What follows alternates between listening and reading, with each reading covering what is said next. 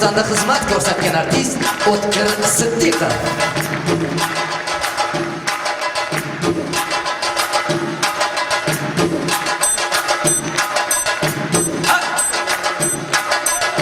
Balkondagilar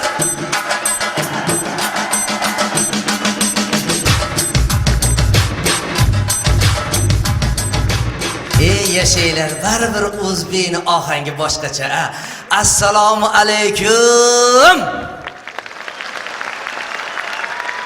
Boringlarga shukr, ijozat etinglar. Men ham chin dildan sizlarni barchamizni eng faxrli bayramimiz, yurtimizning bayrami Konstitutsiya kuni bilan chin dildan muborakbod esam. Umringlar uzoq bo'lsin. Bayramlar muborak bo'lsin. Ilohim yurtimiz hamisha tinch bo'lsin. Xursandchilikda, tinchlikda mana shunaqa tomoshalar chiroyli o'tadi. Tinchlikni asrash barchamizning vazifamiz ekan. Barchamiz bahamjihat bo'lib mana shunaqa xursandchiliklarga yetishib kelaveraylik ilohim. Xursand bo'laman, har tomoshamda respublikamizning hamma joylaridan muxlislarimiz keladi. Xursand bo'lamiz. Mana misol uchun yaqinda Buxoroga borganimda bir akamiz hazil qildi-da, meni qo'limga keldi, "Ebe akajon" dedi. "Ebe akavali" dedi. 1000 so'm berdi-da, "Akavali, mana shu 1000 so'mga konsertingizni birinchi qatoridan joy olib qo'yasiz." Men ham bir narsa deyishim kerak. "Aka" dedim, "bu pulga" dedim, "ko'chada ham joy yo'q" dedim. Shuning uchun men bilmoqchiman. Respublikamiz hamma joylardan aziz mehmonlarimiz kelgan. Buxorodan ham kelgan mehmonlar bormi? Ay, ebe jo'rajon, yaxshi kelibsizmi? Ishlar bo'lyaptimi? Joyingizni topdingizmi? Taqdirga tan berib o'zingizga dam berdingizmi? Ey Buxoroylar juda haligi nima deydi? Ishbilarmon bo'ladi, tadbirkor bo'ladi. Yaqinda bittasi menga nima deydi? "Akavali, Buxoroliklar juda shustirida" deydi. Yo'q aytsam, ha dedi. Dunyodagi 10 ta shustri tadbirkorni bir joyga yig'ib, Buxoroni mis qozoniga solib pishirsangiz, bitta Buxorolik chiqadi. Qarang, yo'q dedim. 10 ta Buxorolikni bir joyga yig'sachi desam, bu qiyin ish. Yig'ish qiyin. Yig'sangizchi, sen 10 ta Buxorolikni bir joyga yig'ib pishirsangiz, bitta g'ijduvonlik chiqadi-da. G'ijduvonni shashligini yemagan odam yo'q bo'lsa kerak-da. Qoyil qilasiz, g'ijduvonliklar juda haligi nima deydi, chaqqon bo'lar ekan. Avtobus kelib g'ijduvonda to'xtab, shofyor sekin pastga tushib, bundoq aylanib o'tib bagajni ochaman desa, g'ijduvonliklar o'sha bagajni yopayotgan bo'ladi. Shunaqa chaqqondir. To'xtashni o'zi ochib, "Buni ham nimaga qaytarolsan, buni ana bacham endi tepaga chiqib bemalol o'tiramiz. Bacham seni ham tiqoyma." Ana endi bu tomonga o'tadigan bo'lsak, Andijondan kelganlar bormi? Voy, ashada mashaki yoribsizlar-da. Oma qo'hmay kelibsizlar. Perivallardan esalomon o'tib keldinglarmi? Omon bo'linglar, omon bo'linglar. Perivaldan oshib kelganlar, tez-tez shoshib kelganlar, kulaman deb qalbini ochib kelganlar va xotinidan qochib kelganlar. Omon bo'linglar. Andijonliklar juda savdogarda. Biz Andijonda savdoni joyiga qo'yadi. Hamma narsani o'z joy-joyiga qo'yib sotadi, faqat oshnasini sotmaydi. O'ylamay, Ashnaqatda. Ikkitasichi ishonoriga. Ikkitasi it sotyapgan ekanda. Uchinchisi yoniga kelib, "Itinglar qanaqa?" desa, "Itimiz zotdor" debdi. "Zot qanaqasi, siznikidan tuzukroq" debdi. "Meni itim yo'q desa, shuning uchun aytyapmiz" dedi. Zotdor yo'q, vafodormi? Sen vafodorlikda xotinam chepuva. Qanaqa vafodorsan? Mana akam jonim 5-marta sotgani olib chiqyapman, qaytib kelyapti-yu. Ana endi Namangandan kelganlar bormi? Baqirmana ve. Baqirib odamni cho'chitdilar. Qarshi chalashlar va o'yla. Mayli chalaveringlar, oyoqdan chalgandan qarshi chalgan yaxshi ve. Hele qilmani, hep turun.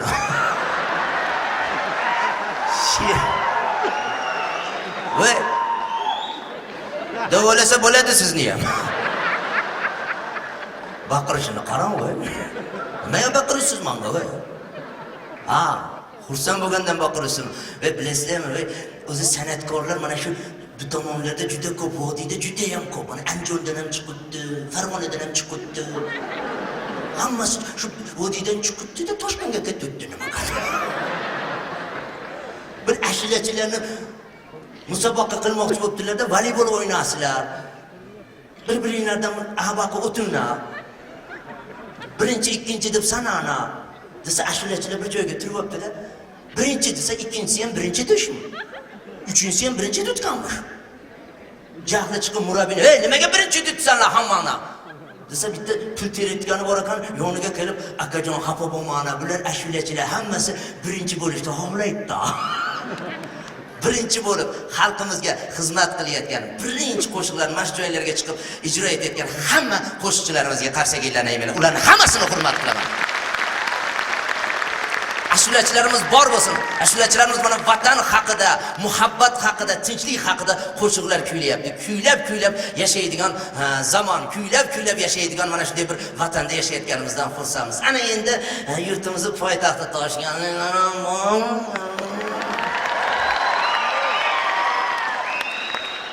Hatta kamyon joyida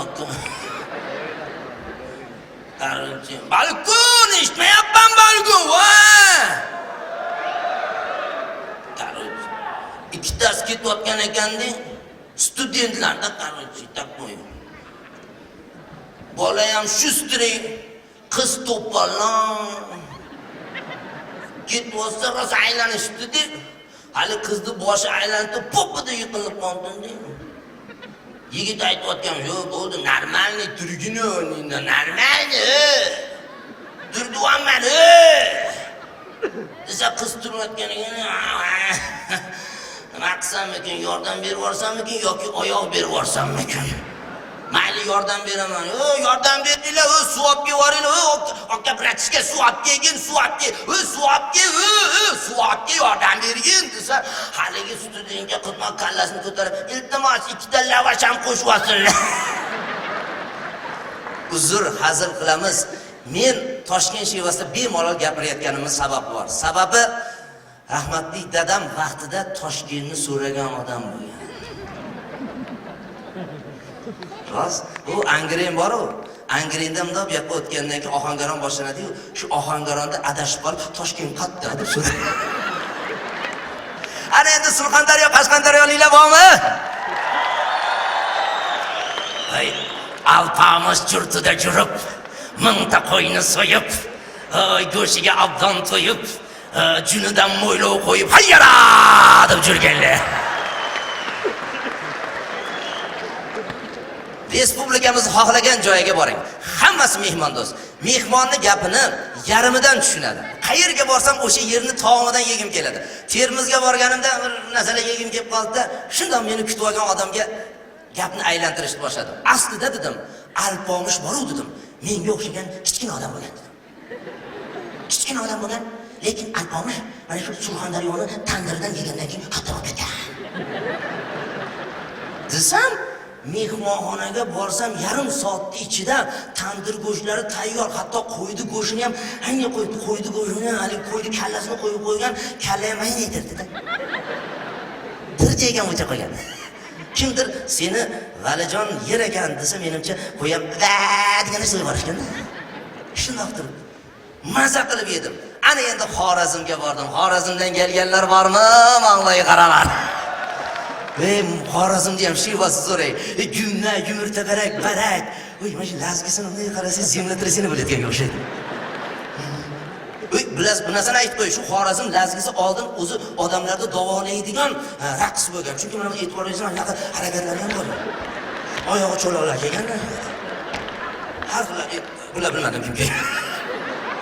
Xullas davolaydigan raqs bo'lgan ekan. Voy, Xorazmda yumurta barak, gumna. Yana bitta ajoyib so'zlari bor. Kadi. Yo'q, hayron bo'lmayman, odamlarga tushuntirib qo'yay. Kadi, mana bizda oshqovoqni kadi deydi, to'g'rimi? Ularda ota-onasining gapiga quloq solmasdan ko'chaga chiqib ketib qolgan qizlarni kadi der ekan.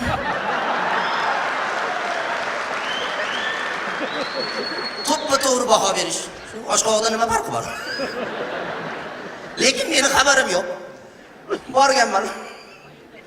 Avtograf bersangiz avval berdim. Disketdan bersangiz dedim. Berdim.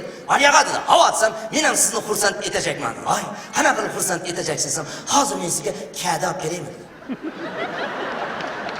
Endi sizlar tasavvuringlarni ishlatinglar. Men bu gapdan bexabarman. Nima deyishim? Yo'q, endi men o'zi yoshligimdan shu oshqoq yaxshi ko'raman.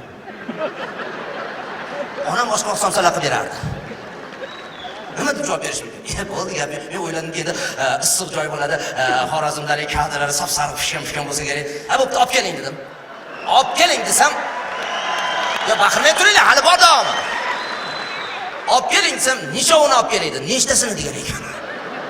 Mana bir ikkita 5-6 tasini olib keling debman. Dedim, men ham hang dedim. 5-6 tasini olib keling. Shuncha yil yashab kadini o'zini oyog'i bilan kelayotganini birinchi marta ko'rish.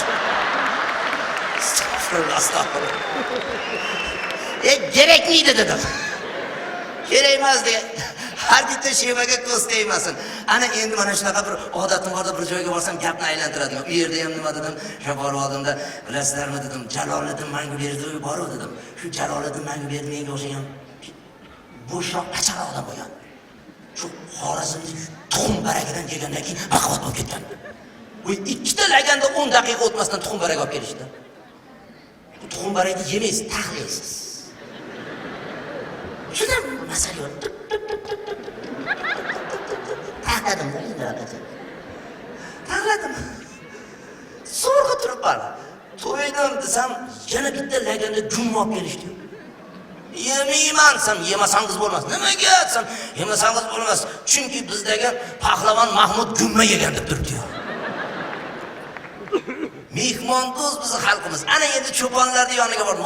Tog'dagi cho'ponlarning oldiga borib, ularni ham bir gapdan aylantiraman dedim. Jigar yesanglar boru, juda foydali ekan. Ayniqsa tog' yonbag'irlarda katta bo'lgan qo'ylarning jigarini yesa, odam yana ham sog'lomlashar ekan. Shu aylantirmoqchi bo'lib birorta odam qidiryapman, mashhurroq. Hech kim yo'qda. Mashhurroq odam tugul u tomonda odam yashamagan ekan. Oxiri yo'lini topdim. Cho'ponni qo'lini ushladim, akadim. Bilasizmi dedim. Bo'ri bor dedim. Aslida menga o'xshagan shalviragan bo'ladi. Lekin u changi bo'g'izlangan qo'yni jigaridan yegandan keyin sal baquvvat bo'lib yashashga ishtiyoqi oshadi. Desam, cho'ponga yetib bormayapti. Yana aylantirdim. Tushundingizmi dedim. Bo'ri dedim, jang bo'g'izlangan qo'yni jigarini yegandan keyin baquvvatlashib yashashga ishtiyoqi ortar ekan. Aka, tushundingizmi desam, Ali akam shunday qaradi. Hey, yashamay o'lsin dedi. Nima deyapsiz? 3 kun oldin 3 ta bo'ri hujum qildi, ikkitasini otib o'ldirdi. Yana bittasi qolgan shu qo'rani atrofida aylanib. Yaqinlashsin kekertegidan odam bo'ldi. Yo'q, aka dedim, shu otilib ketmaydi deyapman-da. Otilib ketmaydi deyapman, qo'yni so'yib mehmon qiling-sam. Shu to'g'risini aytmaysan, dedi. Cho'ponlar hamisha to'g'ri so'z bo'ladi. Men ularga va'da berib kelganman, shu tizda ko'rasizlar. Shu xalqimiz mana shu to'g'ri so'z cho'ponlar bitta qarsaklarni ayamanglar, baraka topsin. Atiylar va'da berib kelganman. Ana endi uyga kelib, o'zi bilasizlar, bizda mehmondorchilik zo'r. Bir mehmon mezbonlikka bordi. Mezbon ziqna ekan. Mehmon kelsa, keling. O'tiring. Kuttirdik. Oling. Shakardan soling. Mehmon necha qoshiq solasiz shakardan? So'raydimi? Mehmon ham ziyrak ekan, uni ziqnaligini bilib, uyda 2 qoshiq solaman. Mehmonga borsam 5-6 qoshiq sovuraman. Desa haligi mezbon o'z uyingizda o'tiravering aka. Azizlar, bu latifa bizni xalqimizga tegishli emas. Boshqa xalqlarning tilidan tarjima qilingan. Bizni xalqimiz mehmondo'st. O'zida bo'lmasa ham kerak bo'lsa qo'shnisidan olib chiqadi. Mehmon kelib qolsa, "Ey o'g'lim" deydi. "Daro, yugur. Uyda non yo'q edi. Yugur olib chiq, non olib chiq." Keyin o'g'lim, "To'rtta 5ta sabzi ham so'ra, piyoz ham so'ra. Ozgina mana ko'p emas, mana yetadi. Go'sht olib chiq." Guruch ham bir 2 chini bersin. Guruch yo'q ekan, qurumsoq. Bo'pti, o'zimizga olib chiqamiz. Biznikilarda zaxirasida bo'ladi. Ana endi shunaqa mehmondorchiliklardan kelgandan keyin uyga kelib yana bir erkalik qilgim keldi-da, xotinimga qarab, "Onasi" dedim. "Bilasizmi?" dedim, "Bruslining baquvvatligi nima deykan?" "Nima deykan?" "Bruslining baquvvatligi har kuni devzirada osh yegan ekan." "Brusli qanday osh yedi?" O'zimni aylantirdim. "Bruslining baquvvatligi shuni to'g'ri. Bruslining baquvvatligi osh yegan ekan. Devzirda ekan, uni ustiga oltarimni turibni qo'shib bergan." "Tushundingizmi?" desam, xotinim qo'yib, "Nimaga tushunmayman? Nechidan beri yashayman, tushunaman. Avvalda bir soat ishim bor edi. Men ketdim" dedim. Ketib, qaytib kelsam, xotinimning ko'zlari qizarib yotibdi. "Tinchlikmi, onasi?" desam, "Dadasi, siz ketganingizdan beri bir soatdan beri Bruslining hamma kinolarini aylantirib ko'rib chiqdim. Birorta joyida bosh yegan joyi yo'q-a?" U menga zaps qilmoqchi bo'lgangacha. Tushunmasa qiyin xotin bir-birini. Aslida yarim gapdan emas, imo ishoradan tushunish kerak. Bir akamiz sal kechroq kelibdi, yarim kechroq kelgan. Bolalari uxlab yotibdi-yu, xotini yig'lab o'tirganmish. Endi ovoz chiqarib gapiray desa, bolalar uyg'onib ketadi. Tasavvur qilinglar, ular so'zsiz bir-biri bilan gaplashyapti. Er xotinga qarab.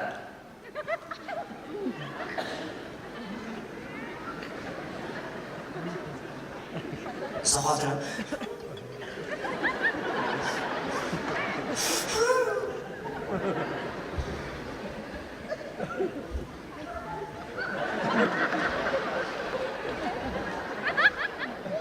Yer.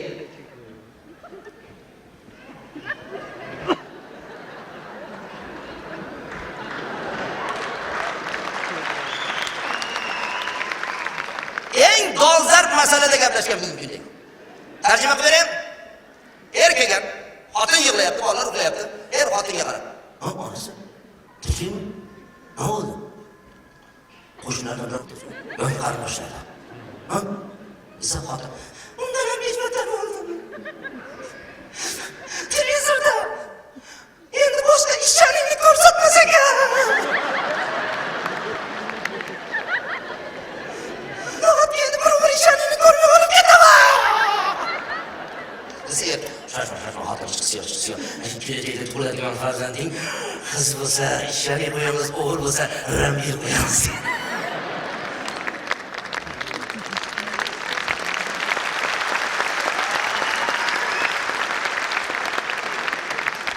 Azizlar, unchalik berilib ketmaslik kerak-da. Ramir ishchalik. Yoshligida aytarsiz, Ramirdan ishchalik. Katta bo'lgandan keyin nima qilasiz? Falastin nikoh to'yi bo'lyapti. Ramir bilan ishchalik. O'rtada domla o'tiribdi.